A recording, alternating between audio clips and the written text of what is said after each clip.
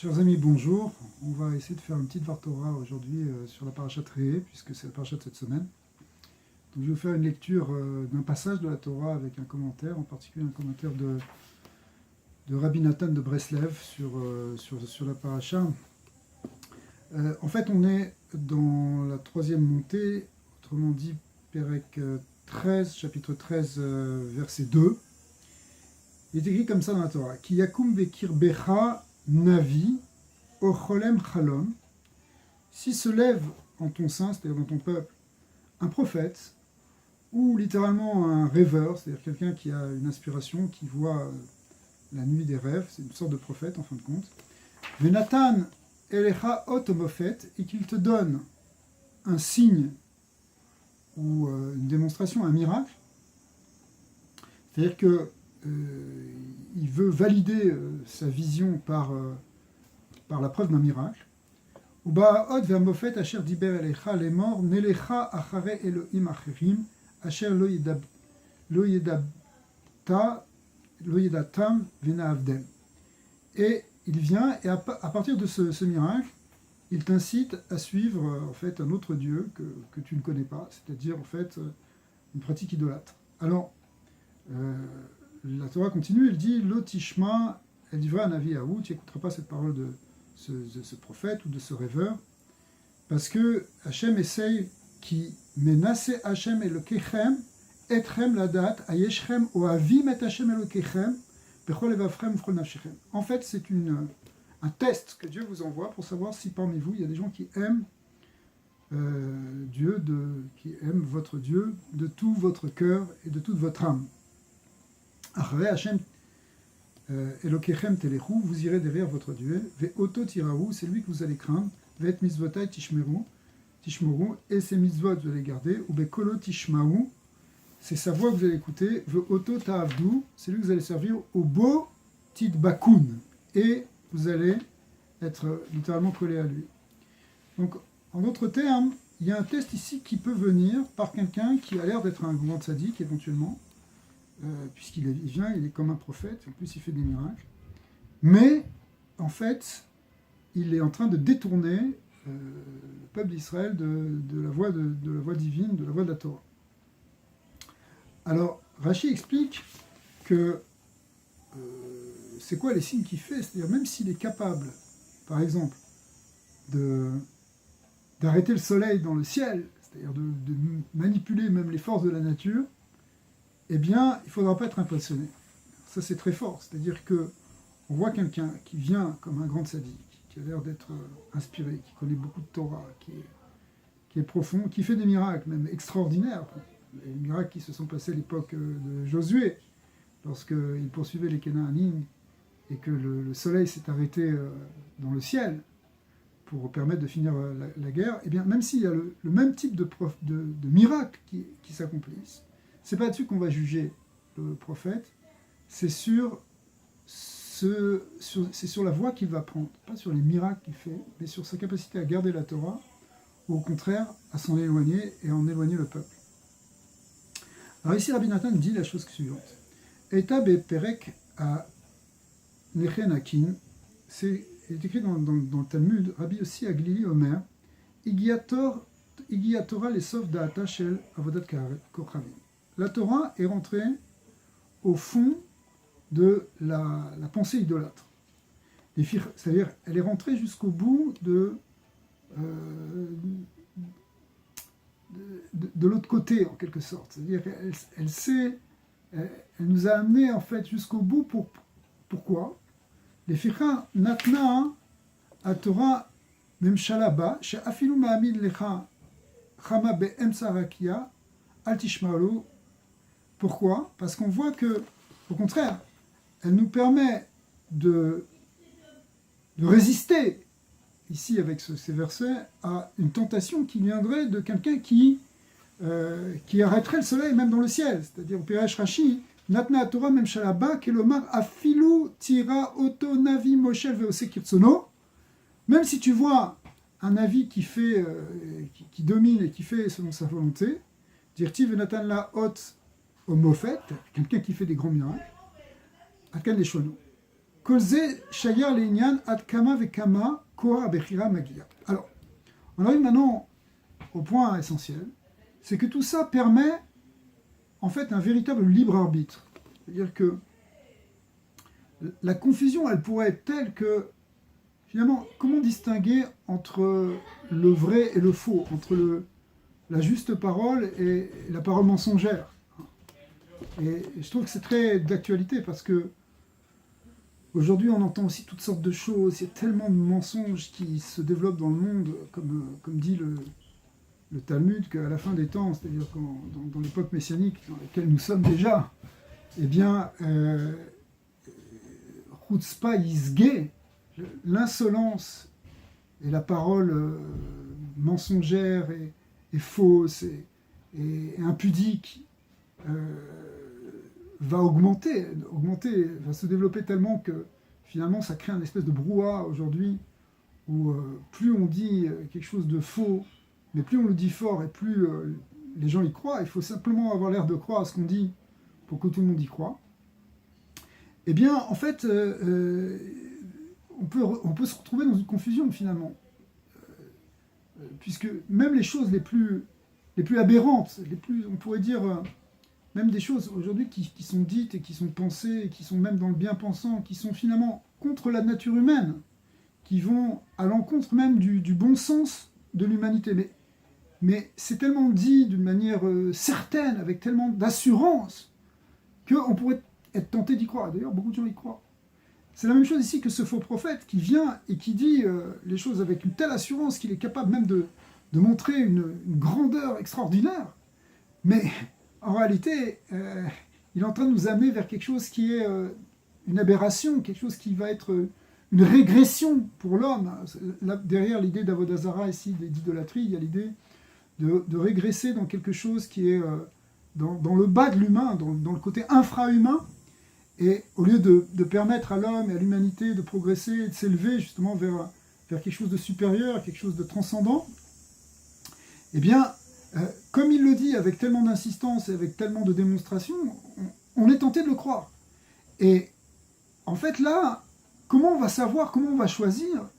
Eh bien, c'est justement là qu'on peut exercer notre libre arbitre, parce que quand les choses elles sont tellement évidentes, que bon, ça c'est complètement obscur, ça c'est complètement lumineux, et que ça c'est faux et ça c'est vrai, ok, on choisit le vrai.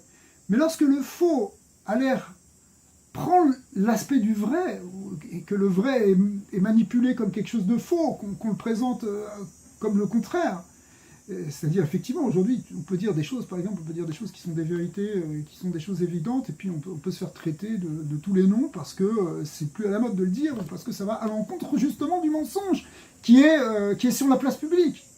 Alors c'est justement dans ce point-là que le libre arbitre s'exerce. C'est-à-dire si les choses sont très claires entre oui et non, on va choisir oui. Mais si les choses sont équilibrées, c'est là que on va voir qui cherche. C'est ça ce que dit le verset, c'est-à-dire, en fin de compte, on va voir ce qu'il y a dans ton cœur, ce qu'il y a dans ton âme. C'est ça qui va déterminer, parce que si vraiment tu veux t'engouffrer dans une folie, finalement c'est ton choix. Donc on est placé devant une responsabilité très grande. D'ailleurs, c'est tout le sujet de cette paracha, puisque le début de la paracha nous parle de Ineni l'autel Nefanecha et ta bracha et ta kelala, je mets devant toi en fait deux chemins, le chemin de la bénédiction ou le chemin de la malédiction. Donc on est confronté justement à cette notion de libre arbitre, mais ce libre arbitre il peut venir ici parce que finalement le faux c'est manipulé et c'est trompé en réalité les humains qui sont devant. Alors en fait, Dieu a transmis littéralement le libre arbitre à l'homme. Et le Talmud dit que là où l'homme veut aller, eh bien on l'amène. C'est-à-dire, si tu veux choisir le côté du bien, ça va s'ouvrir pour toi le bien. Et si tu vas choisir le côté du mal, ça va aussi s'ouvrir. Alors ici, il y a quelque chose qui est intéressant, c'est que et on peut être, pour les gens qui cherchent un peu, on peut dire presque un peu d'une manière un peu mystique, parce que ça arrive aussi, de chercher comment avancer. Qu'est-ce qui se passe si on a des blocages lorsqu'on veut aller dans une certaine voie? C'est-à-dire que, par exemple, si on choisit un bon chemin, quelque chose qui nous semble être vrai, quelque chose qui est bon, quelque chose qui va vers le bien, hein, et qu'on rencontre des difficultés. Alors, on peut rencontrer des difficultés et se dire, mais si c'est des difficultés, peut-être j'ai pas choisi le bon chemin, au contraire, je devrais m'arrêter.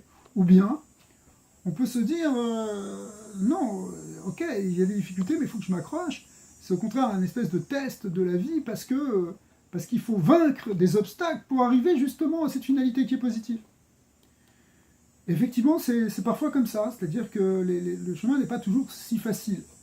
Ce qui est intéressant, c'est que de l'autre côté aussi, quand on veut aller dans le côté négatif, il peut arriver la même chose, c'est-à-dire qu'il peut y avoir des obstacles.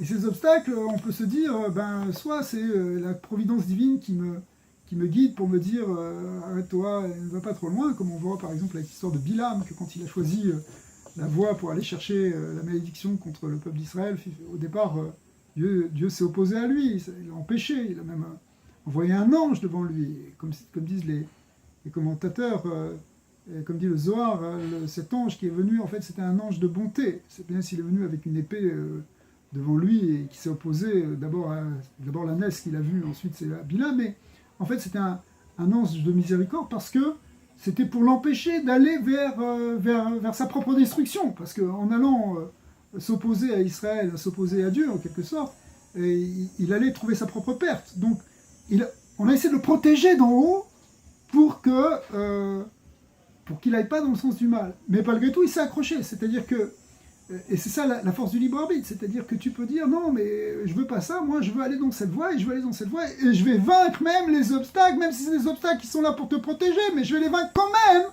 pour pouvoir aller faire ce que j'ai décidé. Là où l'homme veut aller, finalement on le laisse aller. C'est pour ça qu'après Dieu lui a dit bon écoute si tu veux aller, vas-y, mais qu'est-ce qu'on peut faire? D'accord. Malgré tout, là-bas dans l'histoire de Bilam, on voit que quand même Hachem n'a pas laissé faire les choses comme Bilam le voulait, c'est-à-dire que finalement c'est lui qui garde le contrôle dans une certaine mesure si la personne veut aller trop loin ou quelque chose qui va contre le plan divin. Donc, mais pour autant, il y a un vrai libre arbitre qui est dedans. Alors, ici, effectivement, donc nous on peut se poser cette question, quand on va dans quelque chose de bien, il faut savoir à la fois se dire qu'on est capable de dépasser les obstacles et pas se laisser impressionner par les difficultés, et au contraire s'accrocher. Et quand on va vers quelque chose de négatif, et qu'il y a des choses qui ne vont pas, et on devrait le prendre comme des leçons, et comme des avertissements en quelque sorte, pour se dire ok, là je suis en train de déraper, là ça ne va pas. Mais encore une fois, hein, il faut se poser la question au départ, de savoir réellement quelle est la motivation de ce que je veux faire. Est-ce que c'est quelque chose qui vient du côté positif de mon âme, qui cherche la vérité, qui cherche le bien sincèrement et réellement, et qui fait une bonne analyse, et qui va chercher les bons conseils, qui va chercher les vrais enseignements que la Torah nous permet d'avoir. Hein. La Torah, c'est ce qui nous permet de nous repérer justement dans ce monde de brouhaha et dans ce monde de confusion. Confusion, encore une fois, qui est nécessaire pour qu'il y ait le libre arbitre. Mais on a besoin d'avoir un plan, on a besoin d'avoir un conseil. C'est dans la Torah des tzadikim qu'on va la chercher, qu'on va aller chercher ces conseils.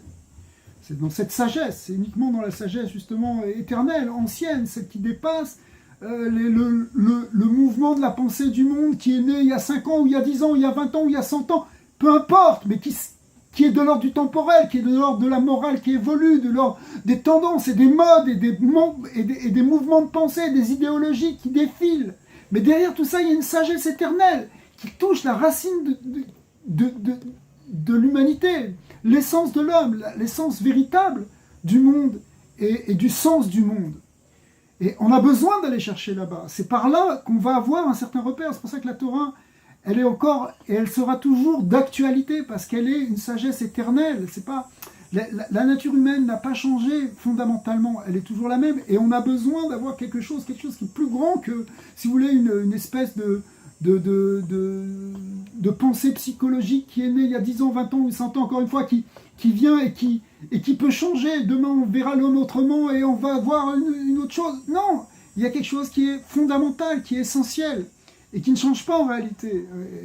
Et ce qui change, ça peut être notre comportement, ça peut être notre... On peut avancer dans notre pensée, mais il y a quelque chose, une compréhension de l'essence même de la création qui doit forcément être de l'ordre, si vous voulez, de l'ordre transcendant, de quelque chose qui ne dépend pas du temps, qui ne dépend pas de l'espace, qui ne dépend pas des générations, qui dépend de l'essence même de la création, du monde, de l'univers.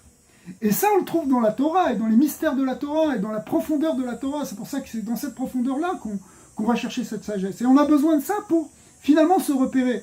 Mais quand on se repère là, on va exercer complètement notre libre arbitre, et en exerçant notre libre arbitre, en fin de compte, on va pouvoir savoir comment on va exercer notre libre arbitre en allant chercher cette sagesse et en analysant en nous profondément qu'est-ce qui nous motive et qu'est-ce qui fait qu'on veut aller par là ou par là. Dans l'histoire de Bilam, il était motivé par la recherche des honneurs et de l'argent, et ça c'était plus fort que tout pour lui. Et bien nous aussi, on doit s'analyser en quelque sorte pour savoir qu'est-ce qui fait que, par exemple, dans ce faux prophète, je vais le suivre parce qu'il y a une séduction qui se fait, il y a quelque chose qui m'intéresse, il y a quelque chose qui correspond à finalement une facilité en moi, à quelque chose à un intérêt. Ou bien est-ce que je cherche la vérité, c'est-à-dire, il dit ici, finalement, est-ce qu'on cherche réellement la volonté divine ou pas? Alors, si Dieu veut, on va avoir des bonnes nouvelles parce que le monde est en train d'avancer et de plus en plus, malgré ce brouhaha dont on parlait tout à l'heure et ce mensonge qui déferle dans le monde et qui ne fait que s'amplifier, malgré tout, il y a une tendance profonde des hommes à rechercher la vérité et à vouloir finalement sortir à un moment du mensonge. Et c'est ça qui fait qui est une des étapes importantes dans ce qu'on appelle l'ère messianique, c'est-à-dire dans cette volonté finalement d'arriver à autre chose. Et il y a des voix qui s'élèvent dans le monde entier, pas simplement dans le peuple d'Israël, mais dans le monde entier pour arriver à sortir de ces mensonges et de ce shaker, pour arriver à quelque chose de vrai et de positif et de bon pour l'humanité. C'est ce qu'on va voir B'ezrat Hashem avec Mashiach Tzidkenu, Amen, c'est là.